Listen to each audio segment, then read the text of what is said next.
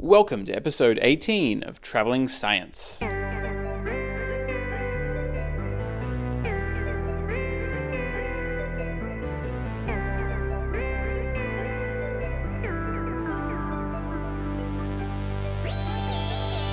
G'day legends, welcome back to Traveling Science, the podcast that's sharing science with the world. My name's Crowe and I'm the Traveling Scientist, coming to you today from my home in Aireys Inlet, Australia. I'm a health science communicator, and on this podcast we interview researchers, doctors and experts, hearing their stories and sharing their ideas that can help us to live smarter, happier and healthier lives. But once a month I like to speak about a topic that I'm super interested in, and this is one that you often hear about, but you probably don't know that much about it. Antioxidants. They're good for you, right? That's kind of all we know about them. But what actually are antioxidants? How do they work? Where do they come from? And is it possible that they're actually doing more harm than good? These are some of the questions that I'm going to be answering today so you can get a better understanding of antioxidants and use them to your advantage to live smarter, happier and healthier. Because that's what this podcast, Traveling Science, is all about. But before we get into it, I just want to ask you a quick question. Are you listening to this podcast on Spotify? If you are, and if you enjoy the podcast, maybe just take a moment to go into the application, leave me a cheeky 5-star review. That would be incredible. It takes like 2 seconds and it helps more people to find the show, which is going to keep me creating this show for all of you. So thank you so much for taking the time to do that. And look, we've been on this planet for a hot minute now. So I think it's time that we finally learnt what antioxidants actually are. So let's get into it with the one, the only, Crowe. All right, let's get this started. What are antioxidants? An antioxidant is a molecule that is stable enough to donate an electron to a free radical, thereby neutralizing it and reducing its ability to cause damage to the body. All right, slow down, Poindexter. What the heck is a free radical? A free radical is any molecule that contains an unpaired electron in an atomic orbital.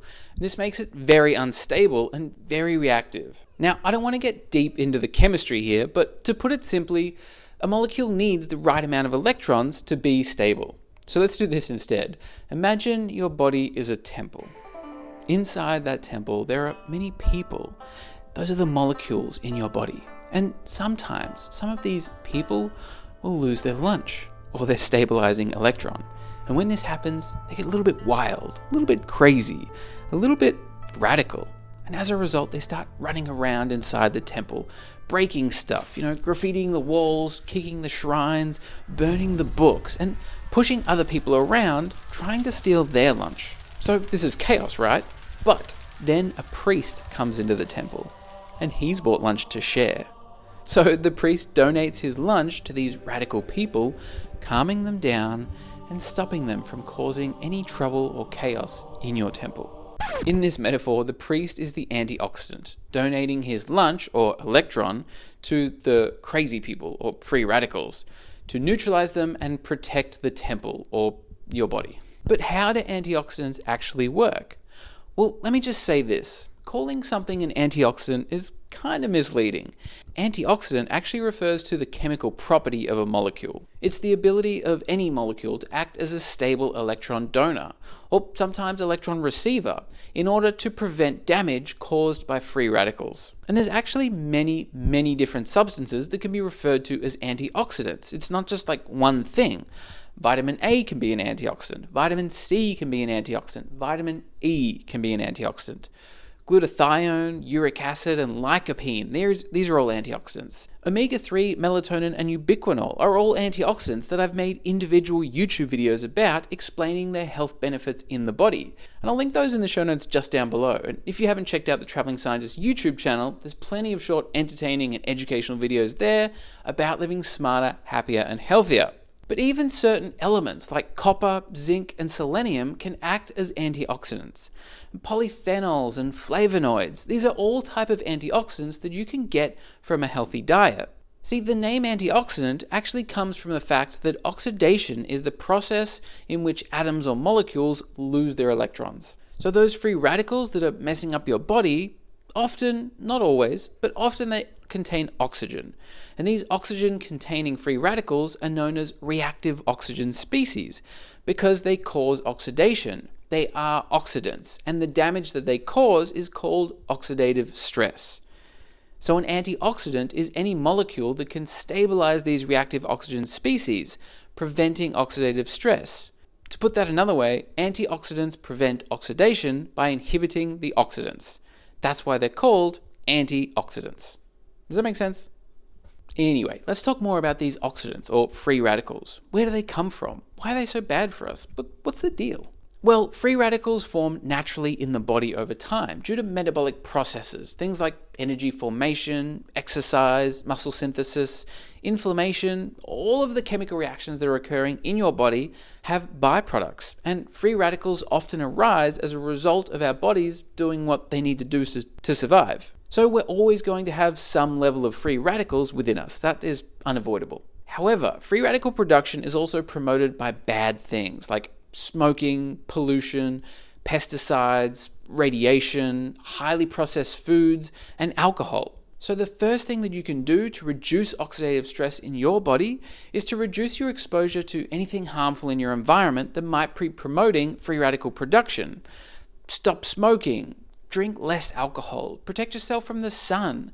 Avoid toxic fumes from factories, from cars, or even from the harsh chemicals that you might use around your house. These actions are all going to reduce the amount of free radicals in your body.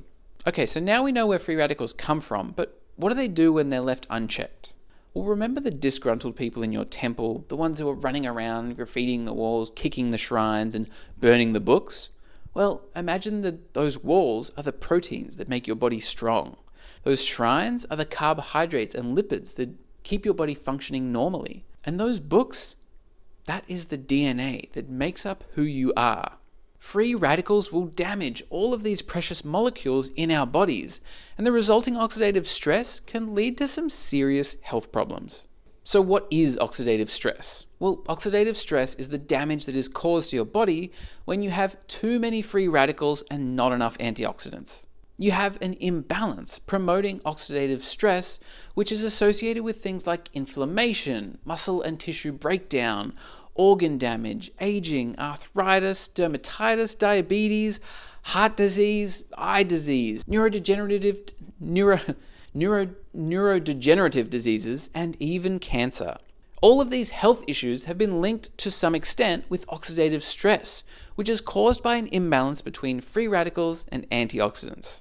So to solve this problem and to reduce your risk of suffering from this laundry list of deadly diseases, we need to maintain a balance of antioxidants and free radicals. And this is why everyone's always raving about antioxidants. Antioxidant breakfast cereals, antioxidant supplements. Dark chocolate is healthier than exercise because antioxidants. Red wine makes you live longer because antioxidants. Green tea equals instant weight loss because antioxidants. Fruits, nuts, vegetables, herbs, and spices. Yes, all of these things do indeed contain antioxidants, but everybody just calm the hell down. We're trying to achieve a balance of antioxidants and free radicals, right? We're not just trying to drown ourselves in antioxidants and remove every single free radical from our body. One, that's just not possible. Free radicals are naturally occurring all the time. And two, we actually need some free radicals. They're not all bad, you know? Free radicals actually serve various functions throughout the body. They can be signaling molecules that cause cells to proliferate and mature. They can be involved in muscle function and oxygen sensing. And they can even be used by the immune system in attacking viruses and bacteria. So rather than being unstable and damaging to us, our white blood cells can actually harness some of those free radicals and use them against our enemies. So that's pretty neat. Suffice it to say that free radicals aren't that bad. Sometimes they're even good. So we don't want to overload with antioxidants to try and remove all of the free radicals. We want to maintain a healthy balance of antioxidants and free radicals, both living harmoniously within our temples, sharing their lunch, and keeping oxidative stress to a minimum. But how the hell do we maintain that balance? Well, I'm going to be honest with you here. This part is tricky. There are so many different types of antioxidants, and there are so many different types of free radicals, and they're all constantly coming and going, being created and being destroyed. So there's no real way to measure your antioxidant levels or your free radical levels. But the best thing you can do to promote a good balance of antioxidants and free radicals, and you're going to hate this, but it's to eat a healthy and varied diet. What does that look like? Eating plenty of vegetables every day, because vegetables are full of flavonols and polyphenols. Eating some fruit every day. Almost every fruit contains antioxidants. And also things like nuts, seeds, herbs, spices, tofu, tempeh, even a little bit of dark chocolate can be a tasty addition to a healthy, varied diet.